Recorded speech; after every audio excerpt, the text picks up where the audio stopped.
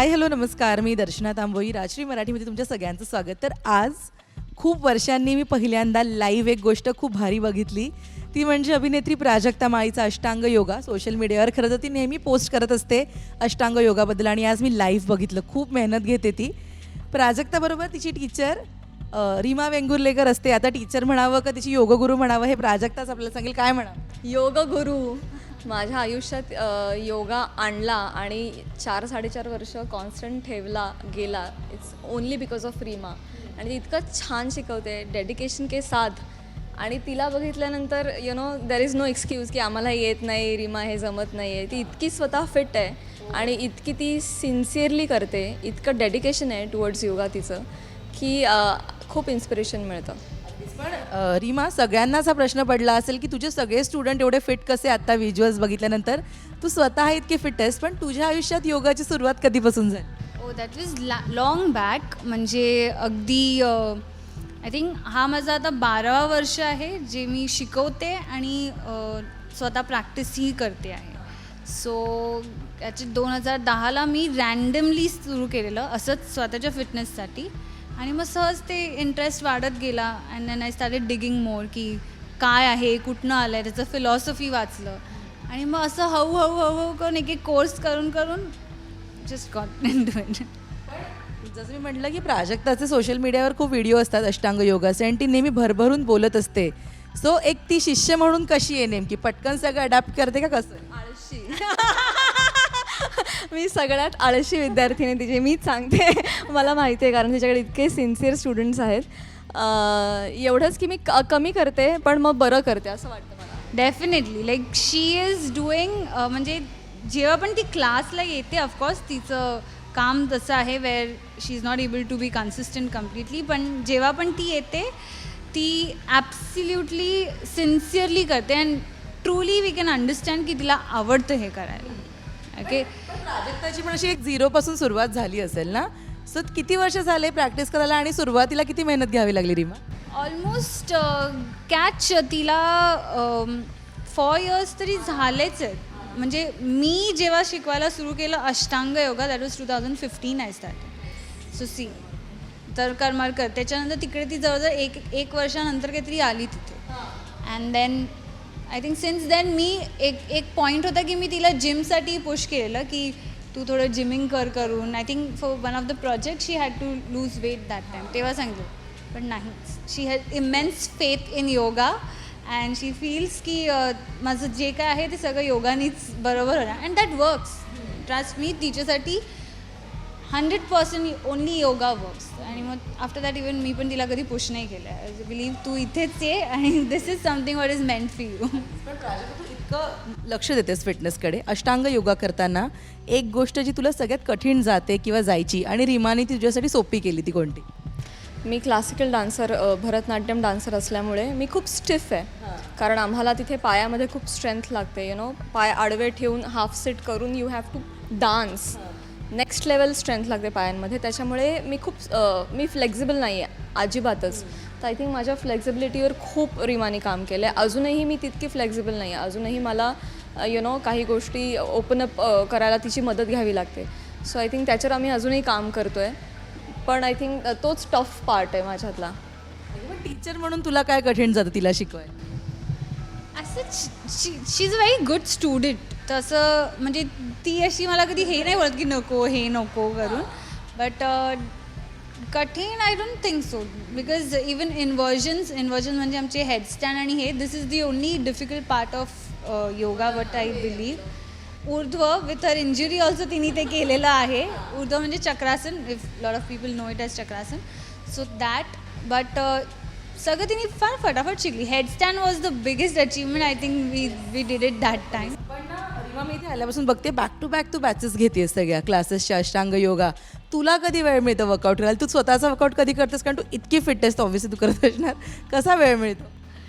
So मी like फार अगोदर I always prefer की मला आवडतं की पहाटे उठून माझी प्रॅक्टिस करावी, म्हणजे 4 वाजता. ओके, सो मी हे करायची पण अगोदर 4 ते 6 प्रॅक्टिस करून मग क्लास घ्यायची. पण आता म्हणजे because we have open this place and all, आणि ते खूप काम असतं आम्हाला, तर we get free very late. तर मग त्याच्यामुळे ते तर सकाळी मला 3-3:30ला उठून मग तयार होऊन प्रॅक्टिस करण्याचं झेपत नाही. तर मग म्हणून normally I finish all my classes आणि मग साधारण 9-9:30ला आय डू. कारण का माझी प्रॅक्टिस पण 2 तासाच्या वरच जाते. ओके, सो तेव्हा एक प्रॅक्टिस करते. मग संध्याकाळी अजून थोडं काहीतरी माझं चालूच असतं दिवसभर मी हेच करत असते. प्राजक्ता, पण ना मला तुला प्रश्न नेहमीच विचारायला असं म्हणजे माझ्या डोक्यात असतो. आज जर रीमाकडनं एखादी गोष्ट तुला घ्यायची असेल तुझ्याकडे तिच्या या अष्टांग योगा की तिच्या योग शिक्षणमधली, तर तू कोणती गोष्ट ठेवताकडे घ्यायची? घेशील म्हणजे मी लास्ट वीकच तिला रिक्वेस्ट केली आहे आणि मी तिला म्हटलं आहे, म्हणजे मी खरंच आळशी आणि ॲव्हरेज स्टुडंट आहे बरं का. ती फार कौतुक करते कॅमेऱ्यासमोर माझा. पण मी कधी नव्हे ते असं म्हटलं आणि तिच्या चेहरा असं तिचे डोळे चमकले की वाव प्राजक्ता म्हणते. आणि मी तिला म्हटलं की मी ती जी अष्टांग सिरीज आहे अख्खी, म्हटलं रीमा प्रायमरी सिरीज तर आता मला यायला पाहिजे, कारण प्रायमरी सिरीजमधले पण काही आसन आहेत जी मला येत नाहीत. सो आय थिंक ती आसनं आता मी तिच्याकडून घेणार आहे. हां, मला ऑन बिहाफ ऑफ यू ना मला हा प्रश्न विचारायचा तुला रीमा, आणि माझी इच्छा आहे की सगळ्यांना हे कळावं. लोकांना योगा मुळात प्राणायाम योगा मेडिटेशनमधलं योगामधला फरक कळत नाही. त्यातही अष्टांग योगा म्हणजे काय असं मला प्रश्न लोक विचारतात. सो मला त्यांना नीट एक्सप्लेन करता येत नाही. So you being the master of it, तू सांग की what is Ashtanga yoga is all about.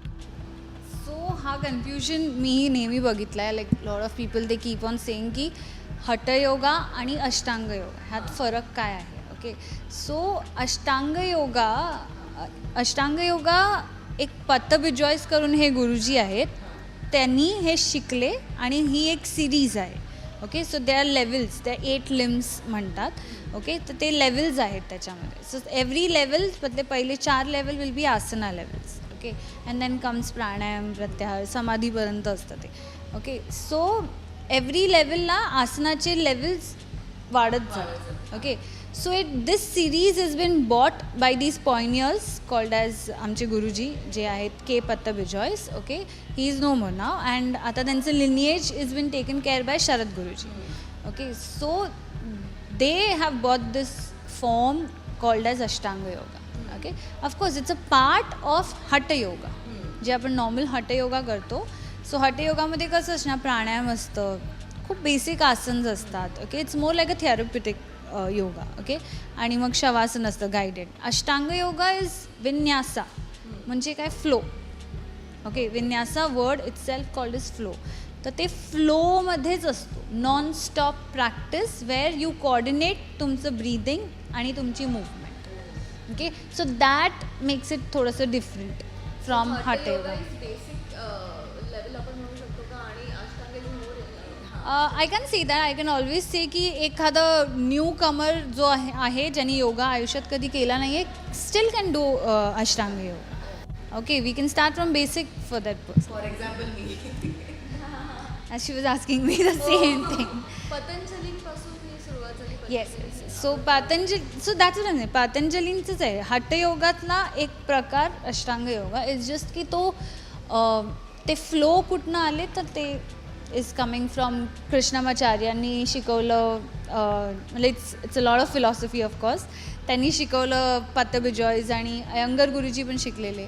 Okay, मग पण पत्तबिजॉयस डिसाइडेड की त्यांना हेच शिकायचं, आणि Iyengar guruji started his own yoga called as Iyengar yoga with all that props and all that. So that's it. If you नाही, मैसूर योगा असं काही नाही आहे. It is Ashtanga yoga only, but आपण जी सेल्फ प्रॅक्टिस करतो, so we call it as Mysore style because it is been taught in Mysore, आणि Pattabhi Jois himself is from Mysore, so people just call it that.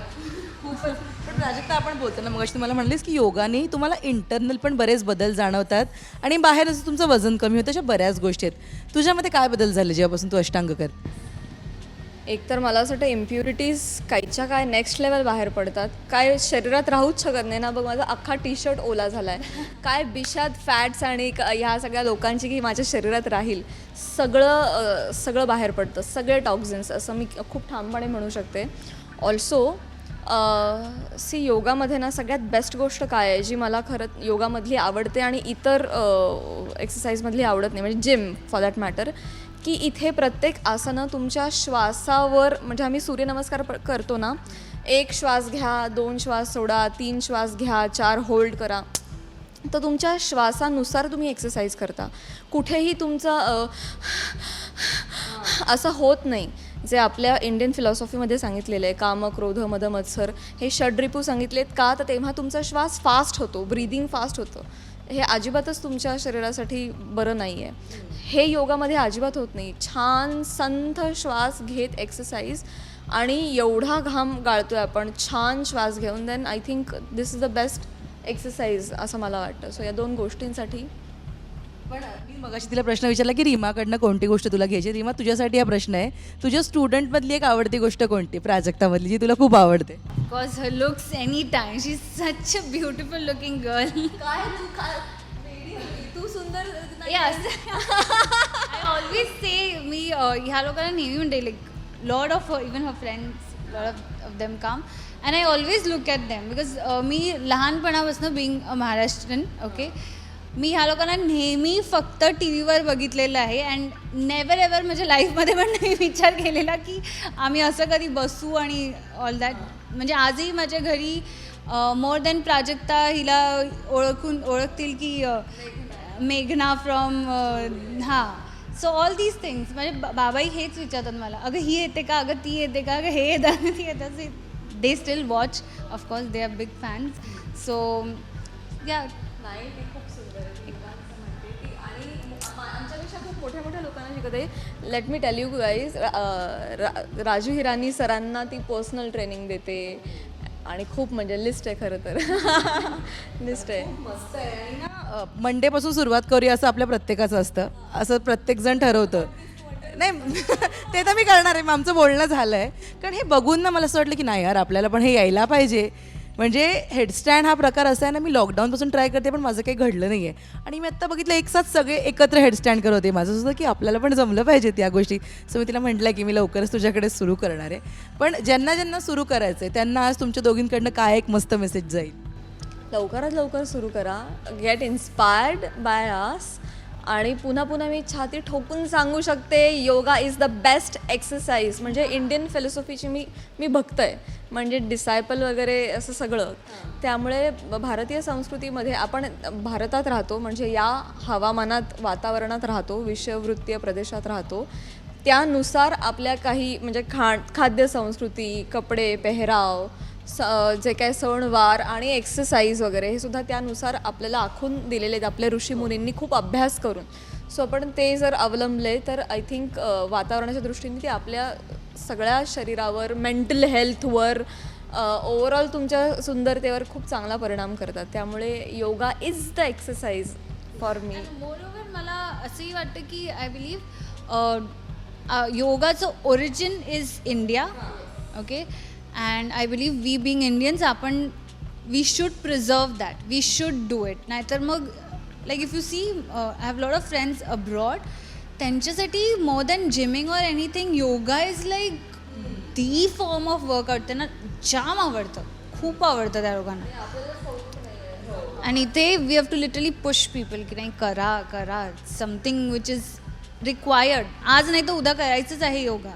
Okay, there are lot of students जे येतात पण बोलते नाही slow लगता है, ये लगता है. मी काही म्हणत नाही त्यांना, okay, because I know they going to turn back and come. मस्त आहे. आणि मला खरंच खूप एक सकाळी सकाळी मस्त मोटिवेशन मिळालं तुमच्या दोघींकडे बघून.